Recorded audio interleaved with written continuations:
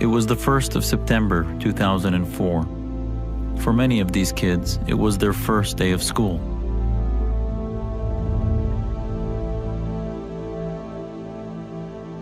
What started out as a day of great joy and excitement ended as one of the worst hostage tragedies in human history. Inside this gymnasium, more than 1,200 hostages were crowded together with explosives suspended above their heads. 3 days later, over 300 hostages were killed, including 156 children. The terrorists were Muslims, and they carried out the attacks in the name of Islam. I'm also a Muslim, and I've dedicated my life to fighting the threat of radical Islam. How you doing? Fine. Images demonstrate mild inferior fixed defects in the inferior wall. My name is Zuhdi Jasser. I'm a doctor currently in private practice in Phoenix, Arizona. I was a lieutenant commander in the U.S. Navy, and I served as a staff physician to members of the U.S. Congress and the Supreme Court. Thank you so much for coming. As a devout Muslim, I saw it as my responsibility to expose the radicals. I resented that they were exploiting the religion I love. If you listen to bin Laden, he is not a nutcase as many Muslims will want you to believe. He is a fascistic theocrat, period. After 9/11, I started looking into what was driving radical Islam. I came across an alarming document that reveals the true agenda of much of the Muslim leadership here in America.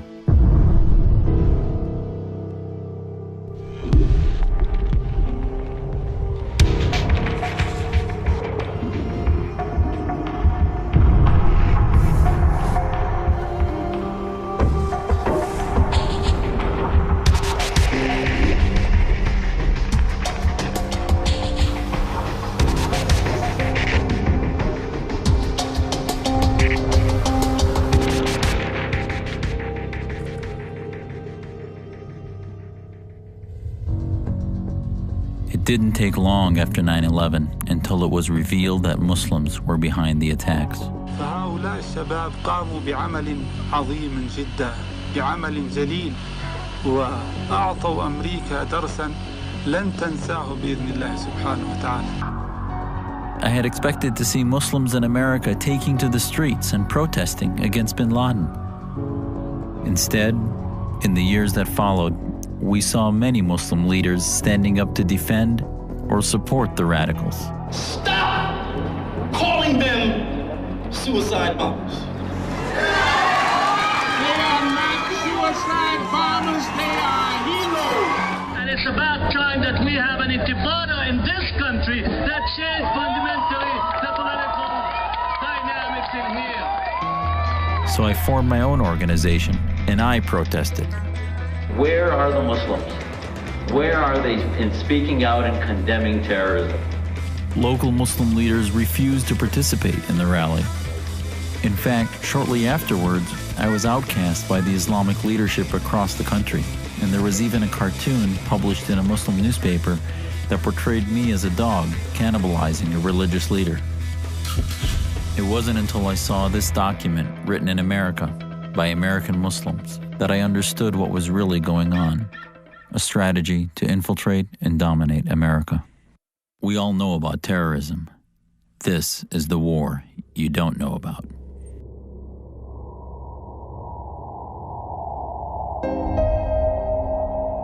I think there is a general tendency to underestimate the threat which is offered to us in the present global conflict. I think the public in America is denied the strategic truth. Media and elite are not helping. The vast majority of Americans no longer are falling for the trick of the bad terrorists who are out there to get us.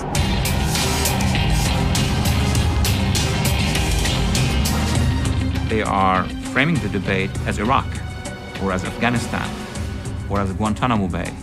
They're not showing the public the big picture. جهاد ابتدائي معناه غزو العالم من أجل نشر كلمة لا إله إلا الله محمد رسول الله في ربوع العالم. It's an entire movement, and the idea of it is hatred for our way of life. فأمريكا إلى زوال والإسلام إلى بقاء.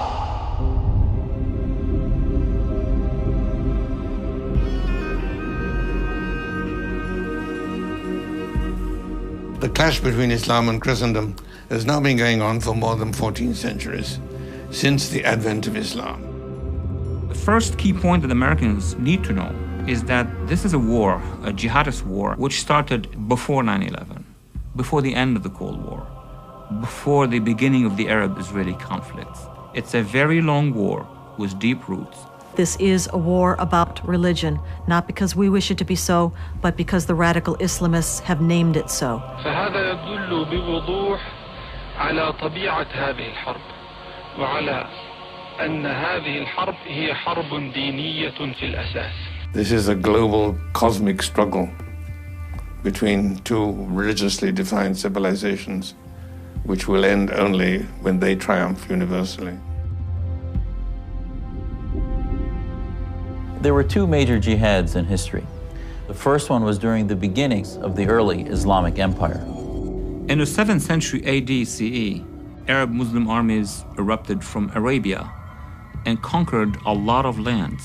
When the Arabs came out of Arabia and moved into the Fertile Crescent, eastwards to Iraq and Iran and Central Asia and India, westwards to Syria, Palestine, Egypt, North Africa, and from there into Europe, where they ruled Spain and Portugal and a good part of Italy for quite a while. That was obviously not done by peaceful persuasion. That was the first major jihad. The second jihad, when the Turks invaded the Balkans all the way to the walls of Vienna.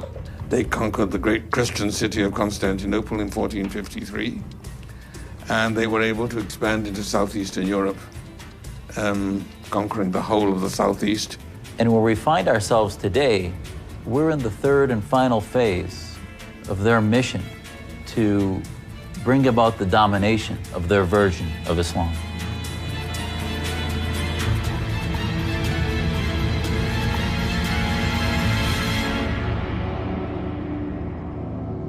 If one wants to find out what is motivating radical Islam, surely it's more sensible to look at what they actually say they're doing and what their intentions actually are. The main goal of our jihad and resistance is to implement the law of Allah and to fight against the infidels all over the world and implement one religion across the world. Jihad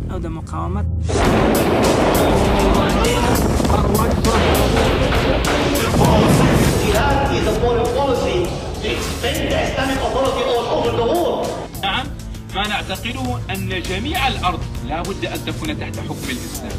لا يخرج عن ذلك ذرة واحدة من نحن العالم من أجل أن تنتصر كلمة لا إله إلا الله محمد رسول الله على خطة موسكو وواشنطن وباريس. In the world's most populous Muslim nation, a call for Islamic law. So when we look at the conflicts in India, Chechnya, Gaza, Indonesia, Iraq, Somalia, and countless other countries, this is what's at the root, the quest for Islam to become the dominant religion and Sharia the law of the land. It seems so preposterous and so unbelievable, but yet thousands and millions of people follow this and take it seriously.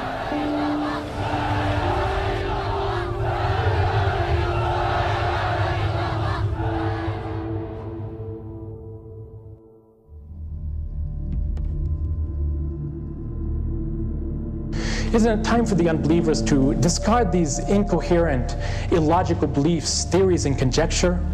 Isn't it time for every Christian, Jew, pagan, and atheist to cast off the cloak of spiritual darkness which enshrouds them and emerge into the light of Islam?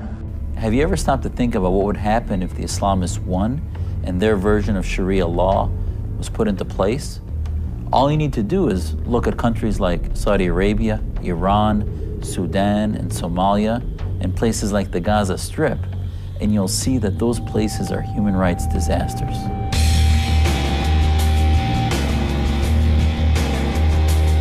Across the world, we see that Christians are having a terrible time of it. Christians in Iraq are deliberately targeted. The past 6 months alone, 7 priests have been kidnapped and 2 of them murdered. All kinds of countries, we see Christians being persecuted, being oppressed, their churches being burned down, Christians being murdered, sometimes in very large number.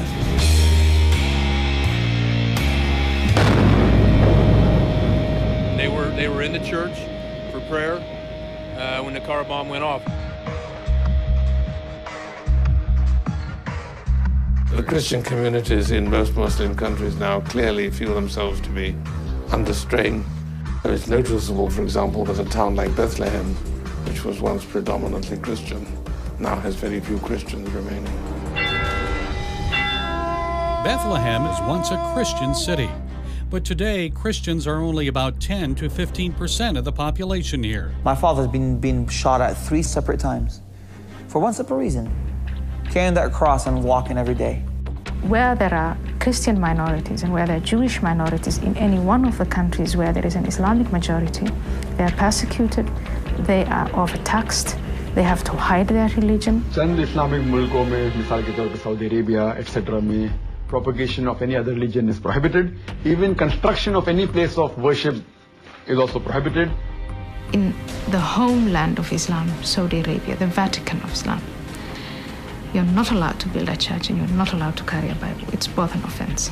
और अल्लाह ताला फरमाते हैं सूरह इमरान सूरह number 3 आयत number 85 में कि इस्लाम के अलावा कोई भी दिगर मज़हब अल्लाह सुब्हानहू व तआला कबूल नहीं करेगी। तो दीन के मामले में हम जानते हैं इस्लाम ही सिर्फ सही दीन है, इसीलिए हम दूसरे दीन का प्रोपगेशन अलाउ नहीं करते। Look at the Taliban when they got into Afghanistan. They put out a fatwa to destroy the Buddha statues. That were there for hundreds of years and that were very valuable.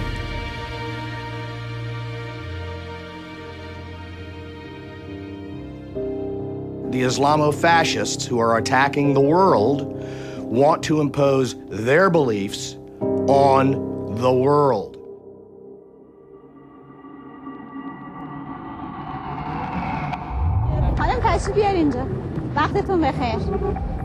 Not many people are aware of the fact that in Iran you'll find the so-called modesty police patrolling the streets.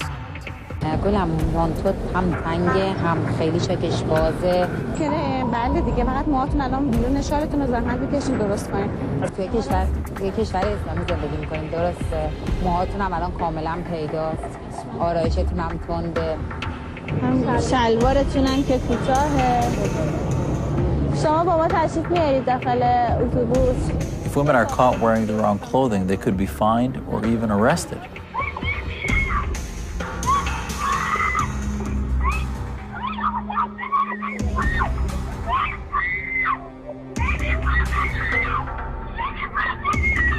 To women entering this shop in Tehran, a message saying all clothes sold here have been approved by the police. The length and size of coats, nothing too short, nothing too tight, and mostly in black. Women who shop here know there's no risk of getting a warning or being arrested for indecency. من هؤلاء الذين يقررون لي ماذا يجب أن أكون عليه؟ لماذا تعاملوني كسيدة كأنني ناقصة الهوية وهنالك دائما صوتا ذكوريا يقرر لي ما يجب أن أكون عليه. As a woman, if you, and all individuals are different, but if you are an individual woman with a strong character and you rebel against this kind of life, you run more than anyone else the risk of being beaten.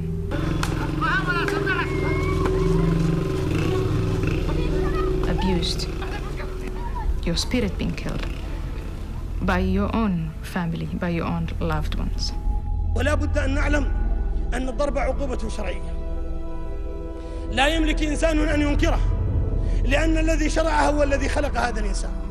هو لا شك أن الضرب هو يعتبر وسيلة من وسائل الإصلاح.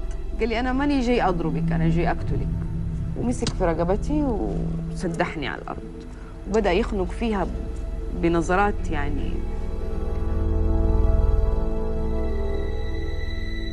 But the issue of men controlling women's lives goes much deeper. It can even result in murder. Just another teenager with everything to live for, except that Heshu Yonez was trapped between two cultures. When she began a relationship with a Christian Lebanese boy, her strict Kurdish Muslim father slit her throat. Chowdhury Rashid is charged with first-degree murder in the death over the weekend of his 25-year-old daughter, Sandila Kanwal. Based on what police say, this could be what's known as an honor killing, the murder of a woman, often by a family member, to punish her for shaming the family. According to the United Nations, some 5,000 women and girls are victims of so-called honor killings every year. Whether it's because they've been seen talking to a man, refusing an arranged marriage, or even suffering rape, they're murdered for one reason only. They're perceived to have brought shame on their family. And it's often the family that carries out the sentence. This is Aksa Parvez. Her father told authorities that he strangled her, allegedly, because she wouldn't wear a headscarf. We are bound by the rules. If a woman runs away, she must be killed. Good name is more important than the penalty. We don't care about the penalty. A good name is the most important thing in our world. Islam does not countenance honor killing, but has nevertheless become part of Islam as practiced in much of the Islamic world. It's not just women and children that are repressed in these countries. You would never want the government to find out you're gay. In a society where radical Islam rules, gays are seen to be people with a contagious disease, a very bad disease. هذا فساد كبير. هذا فساد كبير.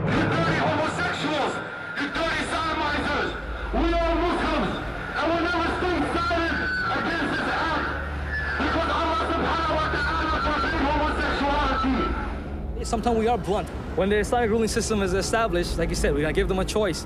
We're gonna consult them, give them choice of therapy, and tell them to abandon their homosexual lifestyle. And if they don't, either leave, or if you wanna be here, then you're gonna be face a punishment as a criminal. What's the punishment? Of throwing off a cliff when you have a homosexual sodomy. معنى زواج المثلين زواج الذكر مع الذكر والأنثى مع الأنثى.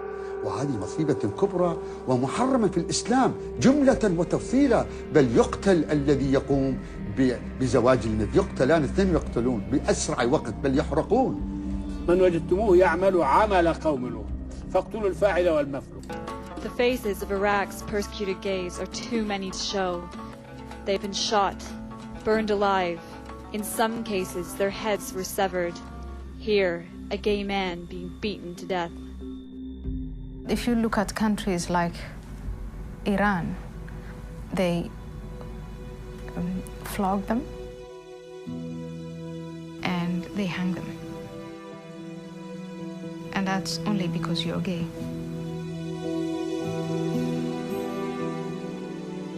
In Iran, we don't have homosexuals like in your country. We don't have that in our country.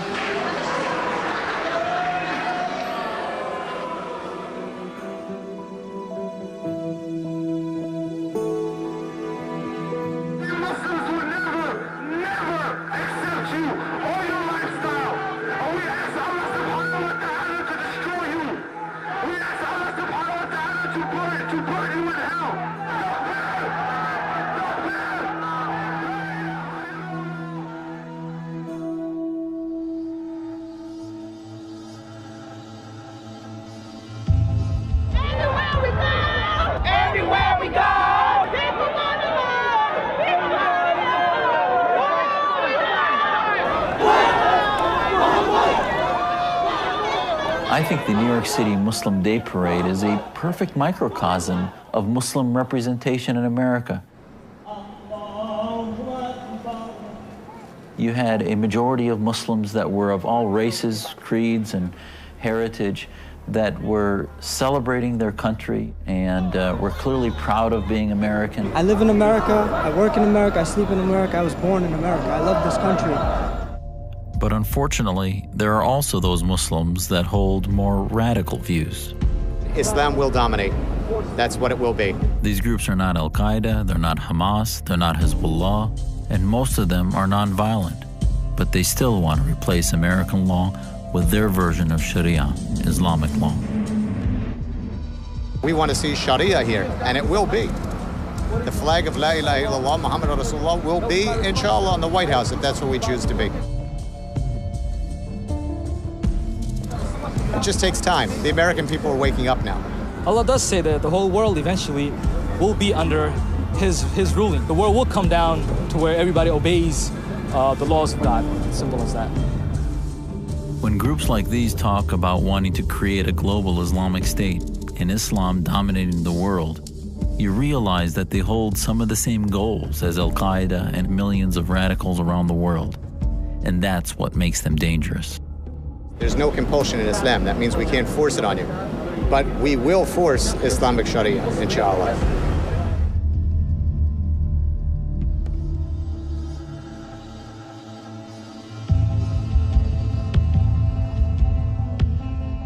Islam is the fastest growing religion in the world. There are over 1.3 billion adherents, and it's also thought to be the fastest growing religion in America. One of the most common questions I get when I speak to audiences around the country is, what % of Muslims in America are radical? And the Pew poll in 2007 actually provided some staggering numbers about that. In a hair-raising number, the Pew Research Center reports on a new poll that as many as 1 in 4 young American Muslims condone suicide bombings against civilians, at least sometimes.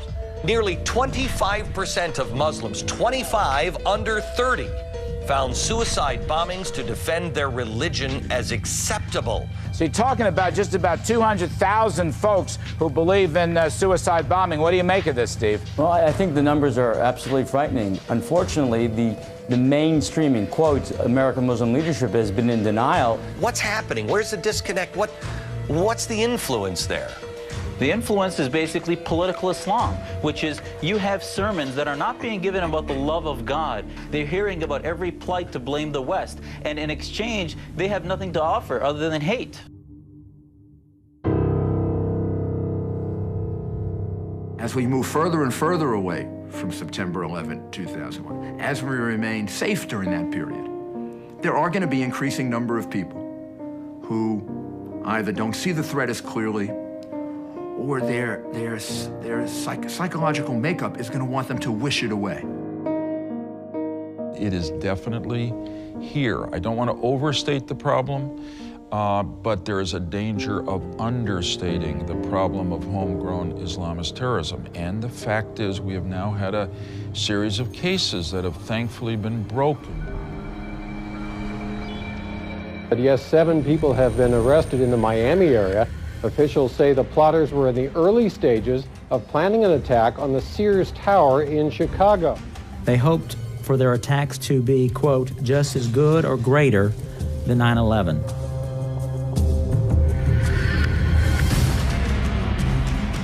Police arrested 6 men and charged them with planning to attack the Fort Dix Army base. This is a new kind of terrorism. It is not only coming from outside the United States in, but it is also growing inside our own country.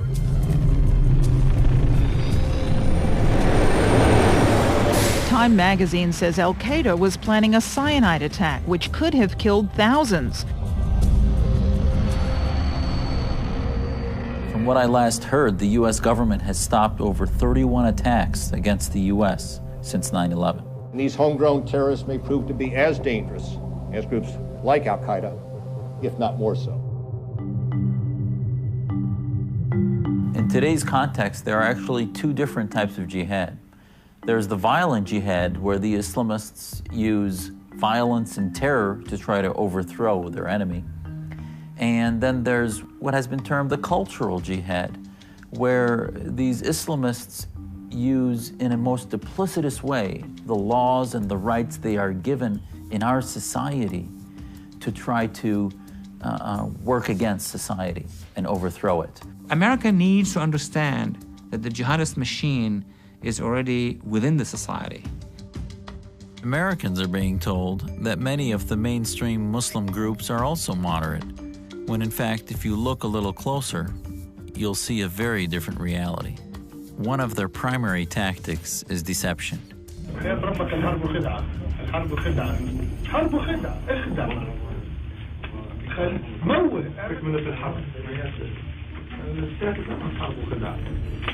They present themselves as moderate leaders committed to peace and condemning terror.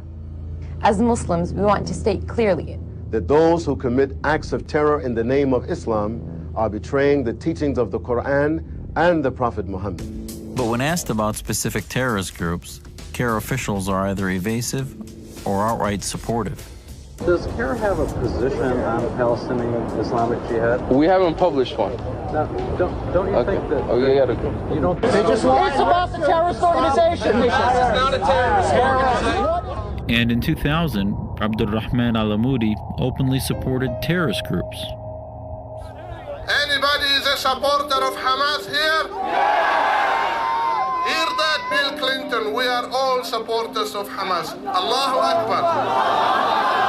Anybody supports Hezbollah here? Takbir. Takbir. But al-Amoudi went further than just cheering for these groups.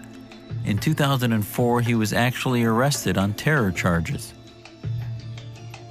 Perhaps what made the al-Amoudi case so troubling was that he was considered by many in the media and government to be a moderate Muslim leader.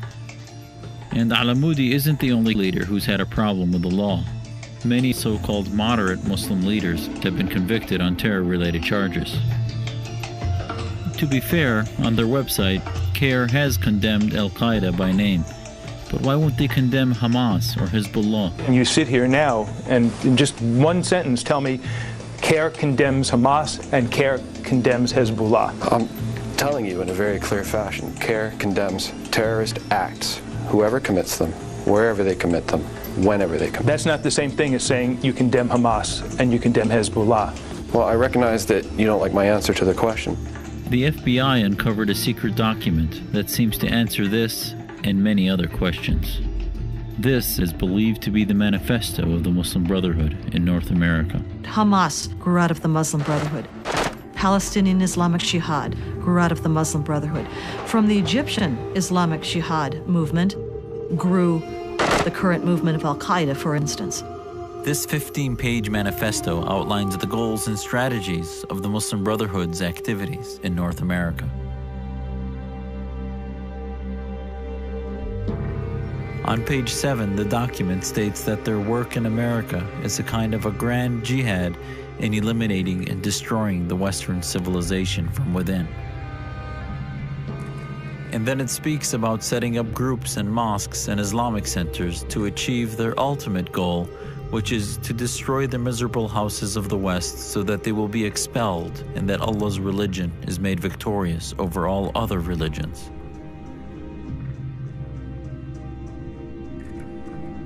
And at the end of the document, it lists the organizations that can help in carrying out these goals. Not only are many of these groups still in existence today, but they are the very groups who are thought to be the moderate Muslim leadership of America. These are the groups like the MSA, ISNA, and notably the IAP. And where does CARE fit into all of this? In 1994, CARE was established by 3 of the leaders from the IAP. And it's well documented that the IAP was essentially a front group for Hamas. So perhaps that would explain why CARE won't condemn terror groups like Hamas, and also why they avoided participating in my Muslims Against Terror rally in 2004. In keeping with the goals of the document, many so-called moderate Muslim leaders have been caught on tape calling on America to become a Muslim country. We have a chance in America to be the moral leadership of America. The problem is when. It will happen, and alhamdulillah, I have no doubt in my mind. It depends on me and you. Either we do it now, or we do it after 100 years. But this country will become a Muslim country. Before Allah opens our eyes for the last time, you will see Islam will be the second largest religion in America, and where we are now. Being the first religion in America. Islam is coming to America not through violence. It's coming to America the same way Christianity came to Rome. You've got Imam Abdul Musa, who is known as an influential speaker in the Muslim community around the world. Allah says that Islam will rise to its proper position in the world, whether these mushriks, whether these munafiqs, whether these criminals, whether these zalimeen, all of them, whether they get together, still Islam will reign supreme, whether they like it or not. Are you starting to see a pattern here?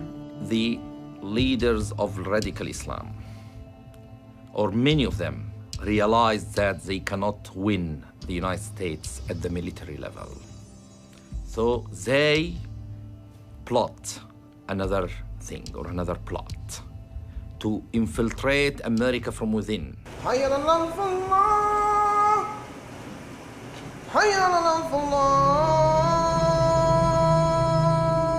The prison population, I think, is generally a very, very fertile ground for the recruitment of these extremists.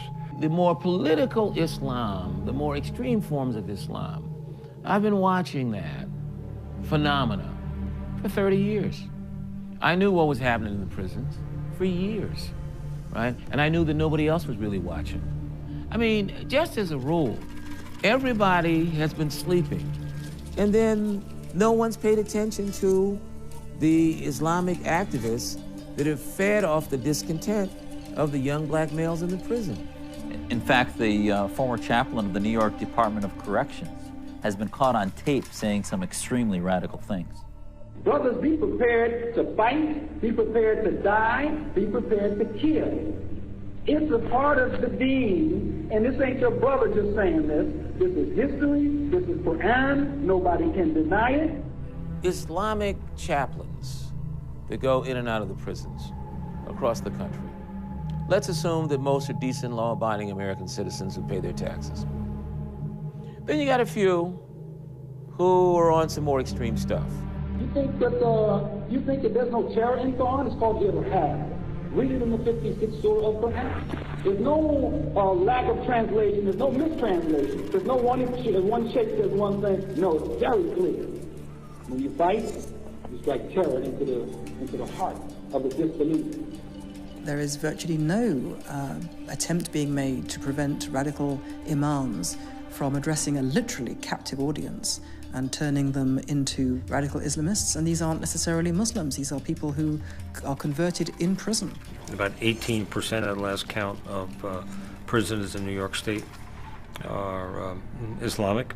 The narrative of radical Islam would appeal to anybody locked up anywhere who feels that he has been unjustly treated by society.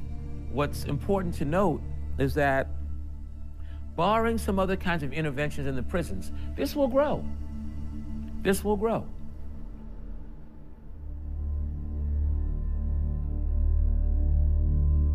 We're seeing thousands of inmates convert to Islam while they're in prison every year. And many of them, when they leave, go to religious communities like Islamburg.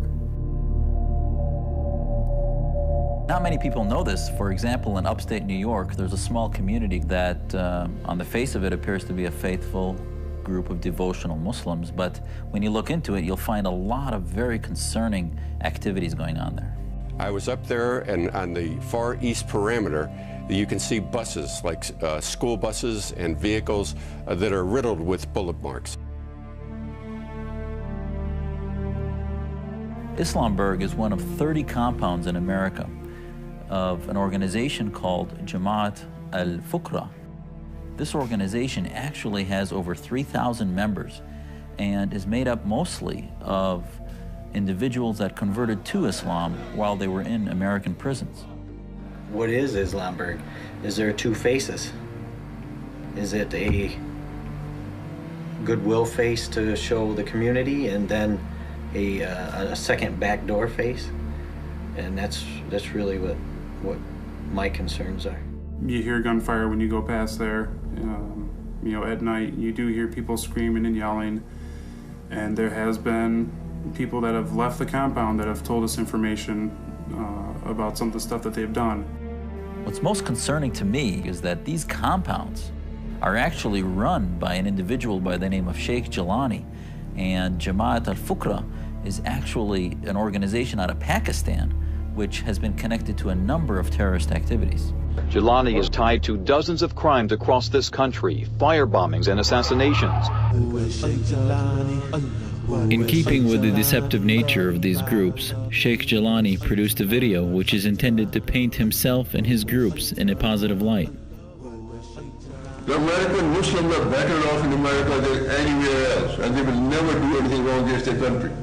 That is my directive to you and to them. But authorities have uncovered another video by Jelani. And this one was never intended to be seen by the public. See the film and see how, struggle against oppression has to be carried on. This video shows terror training, ambush tactics, and how to make bombs. Don't make any copy of this film so that it may not fall in the hands of the enemies of Islam, and it can, quite serious. And one has to wonder, is this what Jelani's followers are learning here in the compounds in America?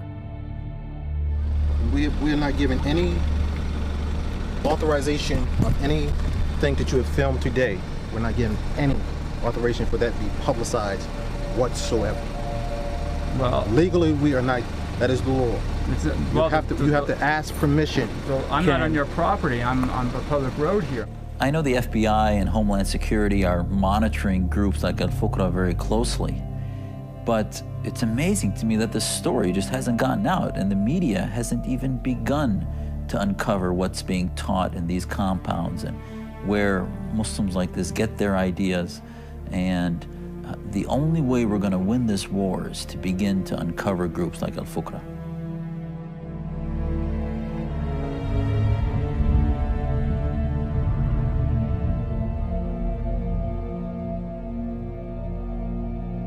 We've already seen in Europe a number of severe terror attacks. The explosion blew the top deck apart, the roof was sheared off. And many other attacks have been thwarted by their authorities. You're looking at an attempted suicide bomb attack, not in Iraq, but Glasgow Airport. What we're seeing in Europe are both the cultural and violent jihad strategies at play, which is why many believe Europe is on the verge of a breakdown.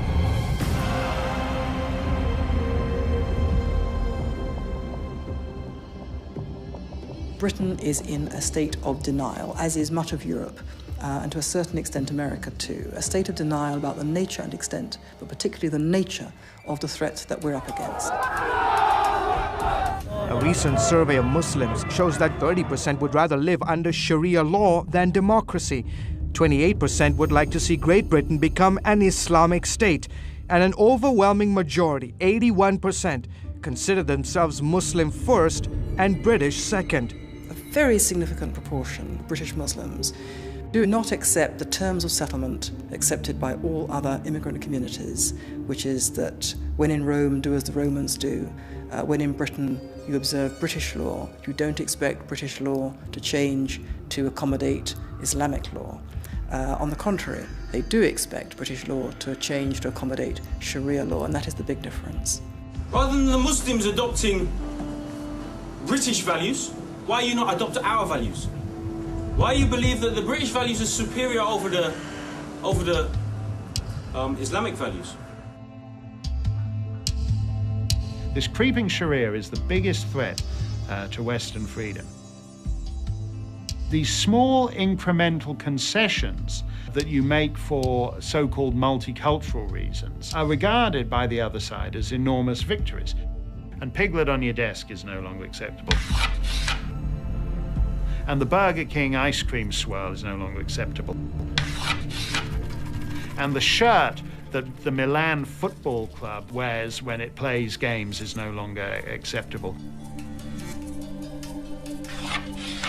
I think those kind of concessions, the concessions made in the Danish cartoon case, they all go the same way.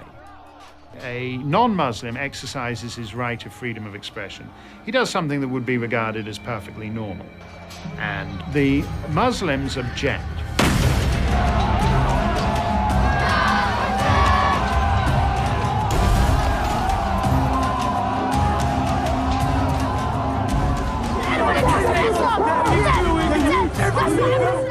Those objections are often accompanied by death threats, vandalism, and oftentimes actual deaths too.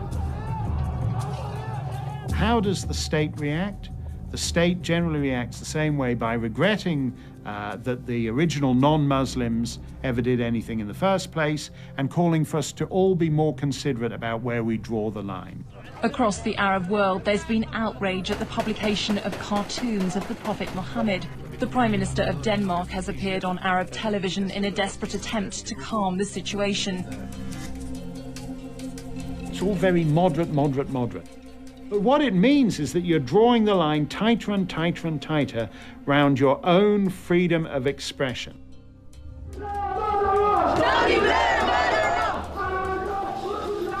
There is another factor in the Islamists' favour, which is sheer demographic weight of numbers.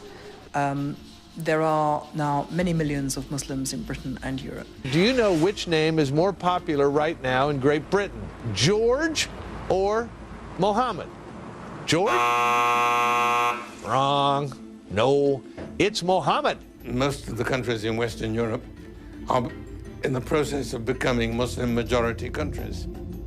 The proportion of Muslims in the population is increasing steadily. People say, oh, well, it doesn't really matter. Only 10% of the population of France is Muslim. What's the big deal? It's going to be centuries before any of this ever happens. Not true at all. If you have a population where 90% of the population have, say, 1.4 children, and 10% of the population have 3.8 children, then that 10% will have caught up with the 90%. It happens very, very fast, and it's happening very fast. There are now many millions of Muslims in Britain and Europe. And the point about these communities is that, unlike other immigrant communities, they don't wish to integrate and they don't integrate. They kind of reinforce themselves as insular communities. We believe Islam is supreme.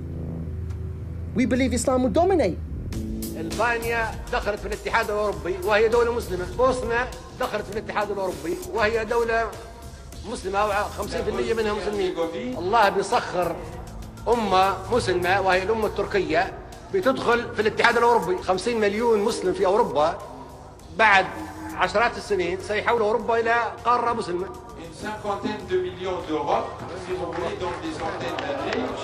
They do see the fertility rate as a key element of conquest, as they put it. فتح روما في إيطاليا يعني أوروبا، معنى هذا إنه الإسلام سيعود إلى أوروبا مرة أخرى. هل من ضرورة الفتح أن يكون بالحرب؟ لا، ليس من الضرورة. هناك فتح سلمي. This is a form of subtle threat that you cannot ignore. It grows gradually, and the moment you recognize its existence, it's like cancer. The moment you recognize its symptoms, it's usually too late.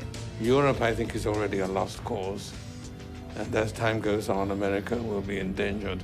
You know, many have said that, well, American Muslims are much more assimilated and we don't have as much of a problem. I think that we're just a little behind where Europe has already gotten to.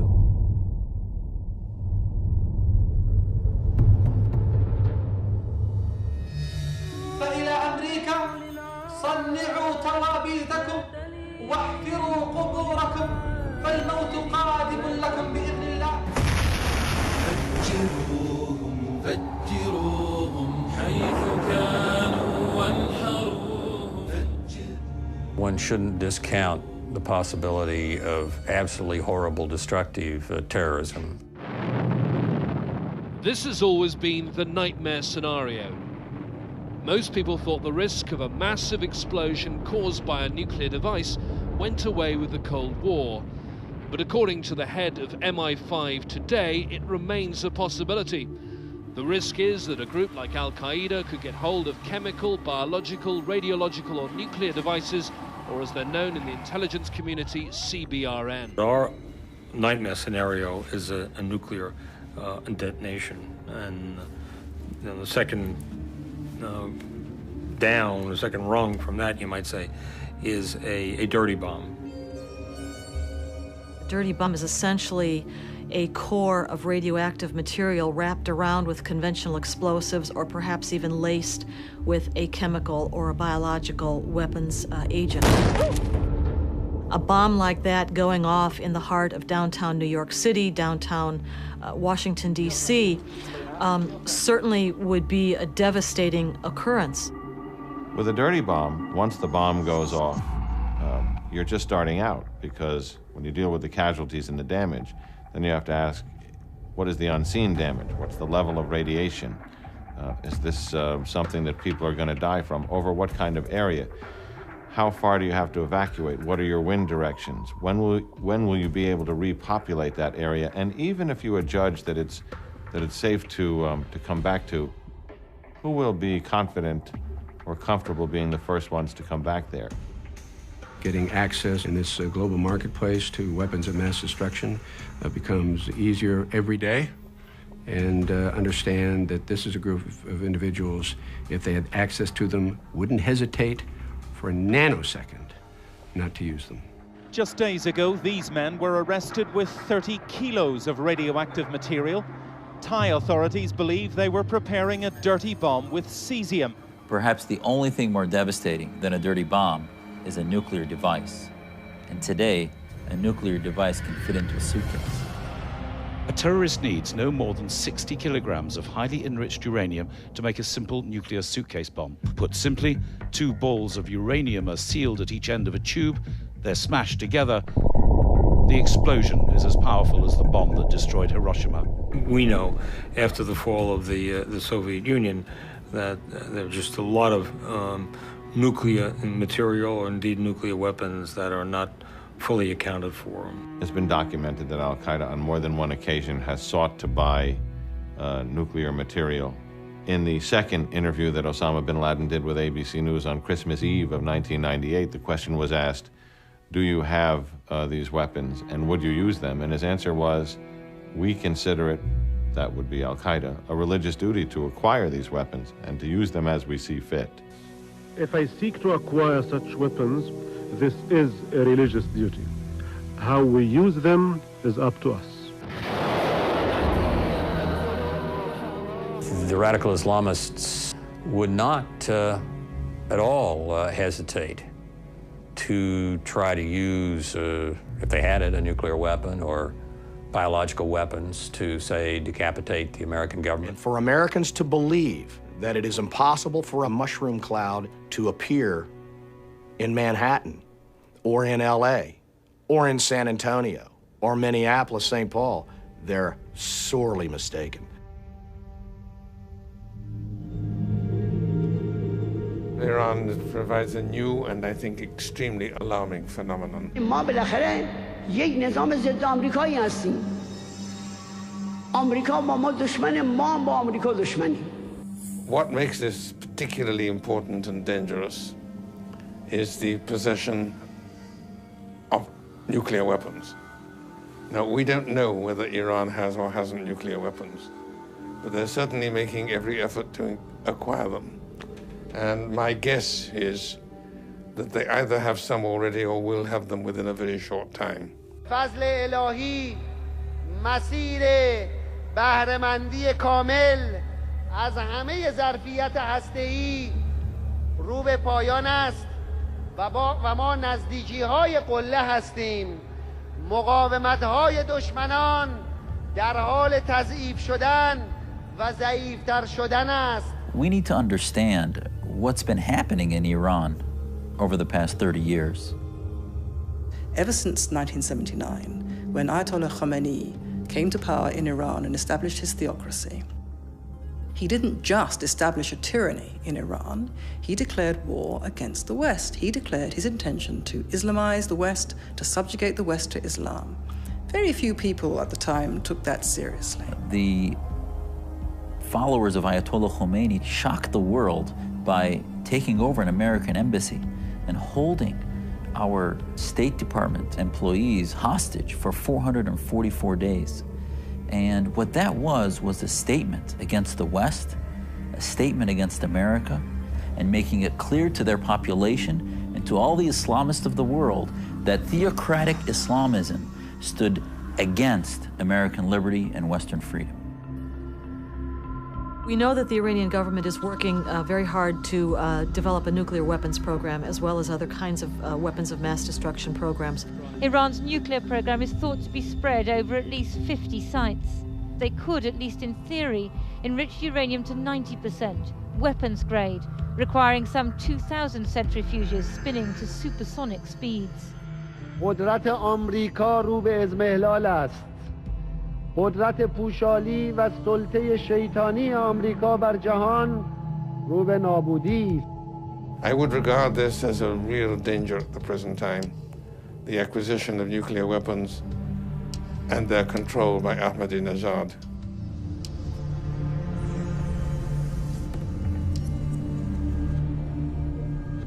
During the Cold War, both sides, the United States and the Soviet Union, had nuclear weapons, but they didn't use them because of what we knew as MAD, mutual assured destruction.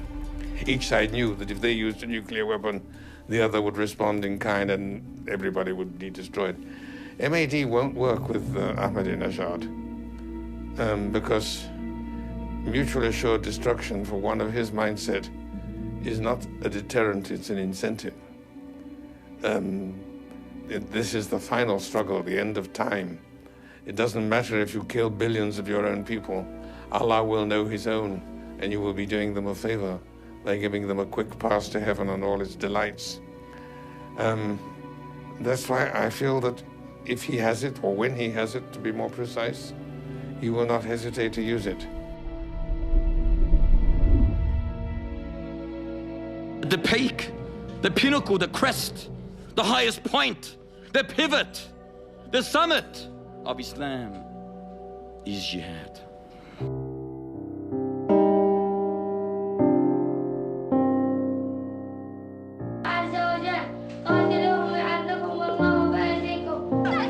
This is our intention, brothers and sisters, that we want to have children and offer them as soldiers defending Islam, put in their soft, tender heart the zeal of jihad and the love of shahada, the love of martyrdom. نن الحمدلله مسلمانان د صغت اسباب پیدا کړل چې پیدایي عملیات ځوانانو ځانونه تیار کړل. We have to realize that we're facing a massive clash of values. This 6-year-old sent by the Taliban to suicide bomb a police station. Yes, we want to give children a military education. We want to train them against cruel invaders and infidels. So if we need them, they will join this struggle. We want to use children to behead infidels and spies, so they will become brave. 1 week, a home video showed up on the internet with children acting out a beheading scene. Later, a video clip from Pakistan showed a 12-year-old doing it for real, beheading a traitor to the Taliban.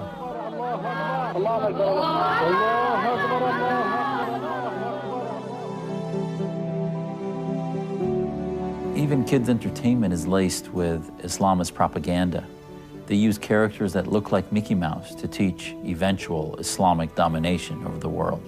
والذي نضع وإياكم حجر الأساس لقيادة العالم بقيادة إسلامية. You also get a puppet show where a small boy tells President George Bush that the White House would become a mosque.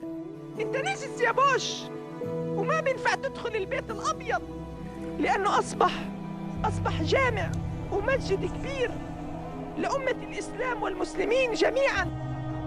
And more we're seeing mothers whose highest aspiration is to send their children on jihad missions to die as martyrs. Farahat has sent 3 of her sons on suicide missions. That's why her supporters call her Nadal, the mother of the struggle. نضال تلك السيدة التي قدمت أبنائها طوعا لمقاومة المحتل. أعددت هؤلاء الأبناء جميعا للجهاد في سبيل الله، سواء بعمليات سواء بأي شيء ممكن إنهم يجاهدوا. حضرتك عندك 10 من الأبناء. الحمد لله. يعني انه حد تاني كمان يغتال او طبعا في موقع يذهب كتير. ولا قلبك يعني امتلأ بالاحزان ما تقدريش تستحملي حاجه زي كده؟ لا الحمد لله احنا مهيئين نفسنا، بقول لك انا كل شيء انا يعني إيه مهيئين مضحيه نفسنا؟ بالجميع. اذا كان يعني الواجب يعني بستدعي اني اقدمهم كلهم والله لن ابخل حتى لو كانوا 100 ولد. When you have Muslims who are willing to kill their own children for political advantages, wrap bomb on them and send them out. If you can kill your own children, what prevents you of killing my children? Or prevents you killing millions of children of other people? The Muslim rebels in Chechnya that attacked, captured a school full of children.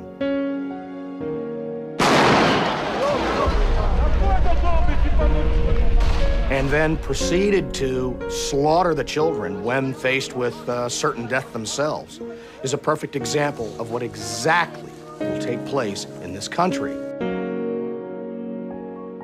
Many families in Beslan are suffering the cruelest form of bereavement, the violent deaths of their children.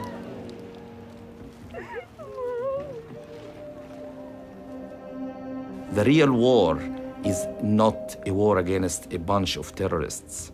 It's a war between the values of freedom and democracy and the values of barbarism. This is the real war that's happening now.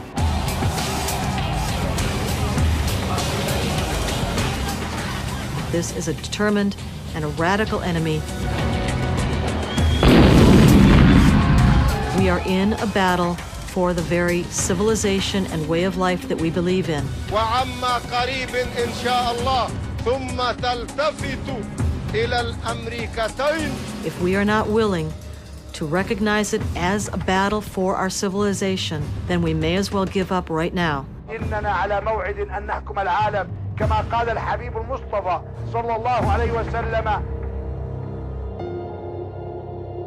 Islamism is like cancer. You either defeat it or it will defeat you.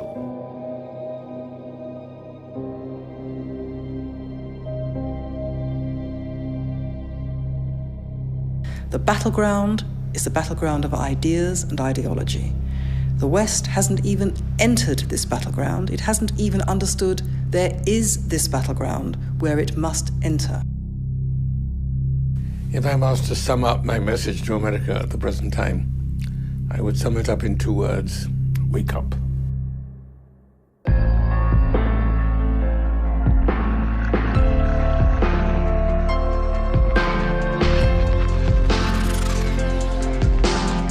Spending time with my family, being here, this is what it's all about. And this is what's at stake. Our freedoms, our liberties. But there are things we need to do. We've got to get involved and be part of the solution. We have to educate ourselves and others. We need to find an alternative to oil and stop supporting the petrodollar spread of radical Islam. We must insist the media tells the full story. We must demand an end to the incitement of children and demand human rights and freedom for the citizens of Islamic countries. We must ask that Muslims and their leaders take a stand against Sharia replacing Western law. And we have to support leaders that stand up to radical Islam. We will win this if enough people stand up for the American freedoms and liberties that our forefathers fought to create.